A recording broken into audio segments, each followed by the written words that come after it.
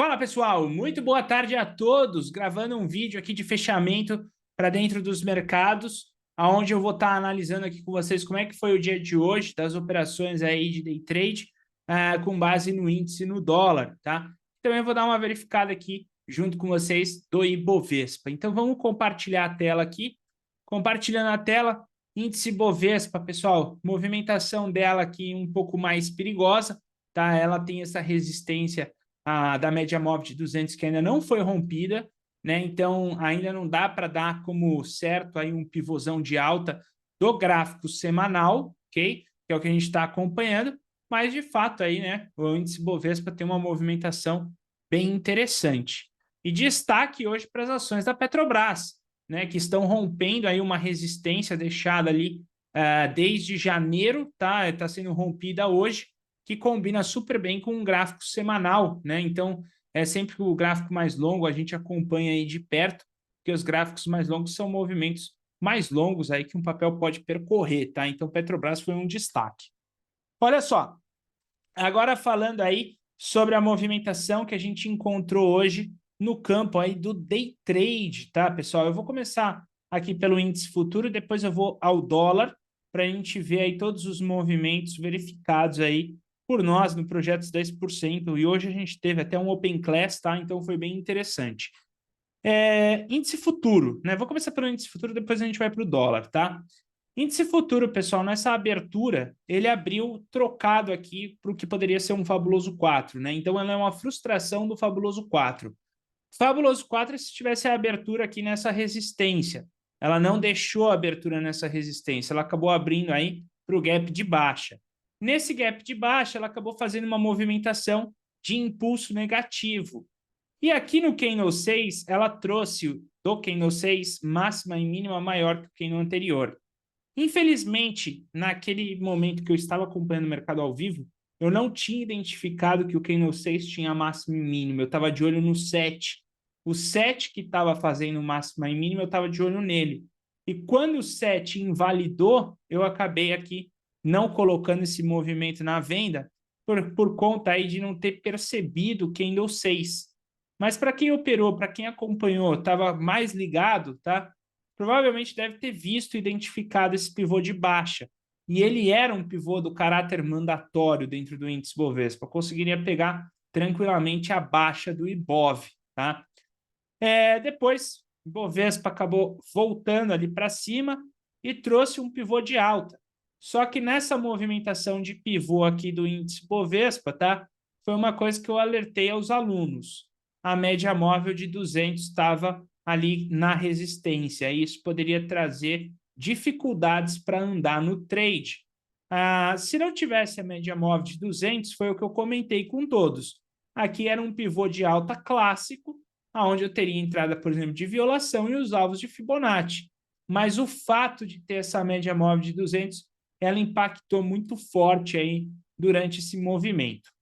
Até então, fez a ruptura, nós marcamos aqui essa máxima, depois deixado uma máxima aqui maior, a gente transferiu para cá como resistência principal, e a partir do momento que o índice Bovespa estava trazendo a média móvel de 20, rompendo a 200, e esse topo, nós interpretamos esse movimento aqui do Ibov como um Power Breakout, tá? Então, nessa movimentação de Power Breakout, marcação do topo, stop seria sempre pelo pullback, no caso foi o 41 que ofereceu o pullback, e projetamos o alvo. Ele veio e acabou estopando essa movimentação, não abriu um pivô de baixa e depois conseguiu dar um estouro para cima, fazendo novamente um Power Breakout aqui com a média móvel de 20. Então, foram dois Power Breakouts que o índice futuro ofereceu. Um Power Breakout acabou sendo estopado e o outro Power Breakout acabou pegando o alvo, para quem acompanhou aí no período da tarde, tá? E agora o mercado já caminha aí para o seu fechamento, então, sem grandes alterações aqui, a gente não volta na mesma movimentação, a não ser que ele passe de novo abaixo da média móvel de 20. Falando agora, tá, da movimentação do dólar futuro, o dólar futuro, ele de manhã foi um pouquinho mais complicado, mas depois ele começou a andar aí legal, né? Pela ótica do gráfico de 5 minutos, que é o que eu tenho aqui na minha tela, tá? A sua abertura foi localizada numa zona de armadilha, e nessa abertura em zona de armadilha, se vocês repararem, primeiro a gente tem a criação de novas máximas. Quando ela vem para fazer o pullback, ela faz novas mínimas. Retornou para cima, fazendo novas máximas. Aqui dentro é um pullback oculto que ficou lá nos 2 minutos que depois eu vou passar. De qualquer forma, pelos 5 minutos, a gente ficou acompanhando que ela poderia estar desembocando aqui, tá? Um power breakout nessa movimentação, mas ele não foi acionado. E o primeiro trade que a gente viu pelo gráfico de 5 minutos foi um trade aqui na média móvel de 200 de pivô de baixa, que aí a gente viu que ele já não tinha mais um obstáculo, né? Porque até então, aqui para baixo, ele tem um obstáculo da 200, é uma região de zona de armadilha, mas a partir desse momento já começa a firmar em uma zona mais limpa. E aí você tem esse pivô de baixa aqui para estar trabalhando nessa movimentação. Ele chegou a bater ali no alvo, só que foi uma batida muito rápida, e aí não pegando aí todas as ordens que ficam acumuladas ali dentro do mercado. E aí acabou que a gente optou ali em proteger, né? E aí com a proteção ele acabou tirando no 0 a 0. Mas para quem acompanhou à tarde, o mercado depois voltou fazendo aí um power breakout. Isso aqui é um power breakout, apesar do rompimento de quarta barra vermelha, tá? Mas logo na sequência, fazendo um outro pivô com um pré-rompimento. Aqui já daria para aproveitar de uma maneira mais tranquila nessa baixa do mercado, como aqui é um gift, tá? Esse pullback não tem problema ser de cor vermelha. E aí o dólar se encontra aí nessa tendência de baixa. Nós estamos optando sempre aí pelo gráfico mais curto do 2 minutos, e hoje o 2 minutos ele foi um pouquinho mais difícil na parte da manhã. Isso porque, pelo 2 minutos, imediatamente na abertura, a gente viu uma agressividade compradora, um movimento clássico. E aí a gente viu violação a partir dessa máxima com o trade comprador. Ele não conseguiu bater no alvo que a gente queria, tá? Faltou um tique aí para bater o alvo com o imã, né? Que a gente sempre usa com o imã. A gente faltou um tique, ali, na verdade a gente estava querendo o segundo alvo de FIBO, porque ficou muito curto esse alvo, tá? E aí nessa movimentação ela acabou aí não conseguindo pegar e estopando. Estopou nesse movimento, a gente esperou novamente, tá? Até formar um pivô de novo alinhado com a média móvel de 20. E aí o pivô alinhado com a média móvel de 20 veio a partir do power breakout da média móvel de 9 e também de um breakout, né? Então, são dois setups combinados que você pode registrar na tua planilha.